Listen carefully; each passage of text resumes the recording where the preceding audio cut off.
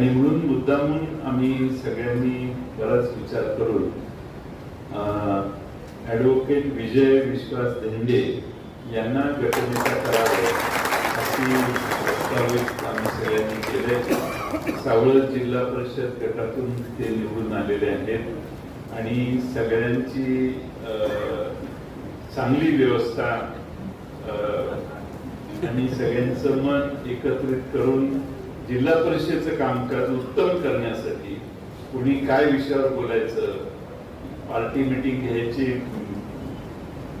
मिटिंगच्या आधी party meeting घ्यायची, हे सगळे सोपस्कार मला खात्री आहे की ॲडव्होकेट विजय धेंडे हे प्रभावीपणाने करू शकतील आणि आपल्या सगळ्या 18 सदस्यांनी त्यांना योग्य असं सहकार्य द्यावं अशी मी आपण सर्वांना विनंती करतो. आम्ही किंवा रोहित दादा आम्ही एकदा निवडणूक झाली की परत त्या संस्थांमध्ये फारसा हस्तक्षेप करत नाही तक्रार येईपर्यंत. त्यामुळे तक्रार येणार नाही आणि तुमचा उदो जनतेने करावा असं काम सगळ्यांनी करून दाखवलं पाहिजे आणि त्यासाठी तुम्ही सगळ्यांनी एक चांगली टीम म्हणून काम केलं पाहिजे. तासगावातले वेगळे वागतायत, शिराळ्याचे वेगळे वागतायत, वाळव्याचे वेगळेच वागतायत असं न करता एका ताटात सगळ्यांनी जेवायची सवय लावून घेतली पाहिजे आणि आपण एकाच घरातले आहोत या ताकदीनं आपण जिल्हा परिषदेत लोकांची सेवा केली पाहिजे. सत्ता ही जनतेच्या सेवेसाठी वापरली तर परत येते, सत्ता स्वतःसाठी वापरली तर ती परत येत नाही, हे कायम लक्षात ठेवा. सत्ता जनतेच्या सेवेसाठी वापरायला आपण आपला पूर्ण वेळ दिला पाहिजे. आपल्या राजकारणात बऱ्याच लोकांना असं वाटतं की फार पैसे असले की राजकारण सोपं होतं.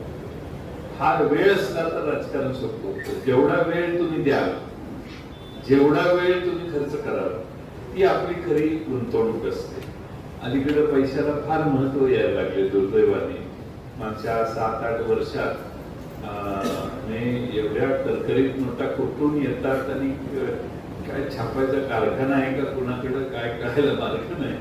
पण पैशाचं महत्व वाढायला लागले आणि 5 वर्ष कष्ट करणारे, सगळ्या सेवा देणारे हे बाजूला राहतात आणि अचानक तिथे येऊन पैसे खर्च केले की माणूस निवडून येण्याची स्वप्न बघायला लागल्या. हे समाजातलं एक वेगळं चित्र. हे देश सुधारतोय, आपण देशाला अधोगतीकडे नेतोय याचा विचार करण्यासारखं आहे.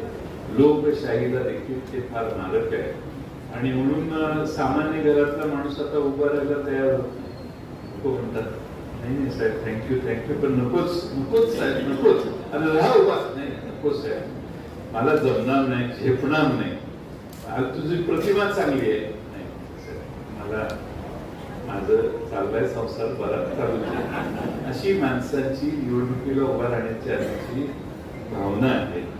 आणि त्यामुळं भले भले लढाईसाठी त्यांचं नाव लौकिक चांगलं आहे असे थोडेसे मागच्या पायानं राहतात आणि त्यामुळं आता अमोलनाना आमचे निवडणुकीला उभे राहिले, सीट काही विषयच नव्हता, पण आपली धक्का बसला आपल्याला. अशा काही गोष्टी होऊ शकतात आणि त्यामुळं हे कशामुळे होते त्याचं छोटंसं वर्णन मी तुम्हाला केलं. त्यामुळे सेवा उत्तम असेल आपली तर लोक अशा शेवटच्या काळातल्या प्रलोभनाला दुर्लक्ष करतात आणि सेवापेक्षा संपर्क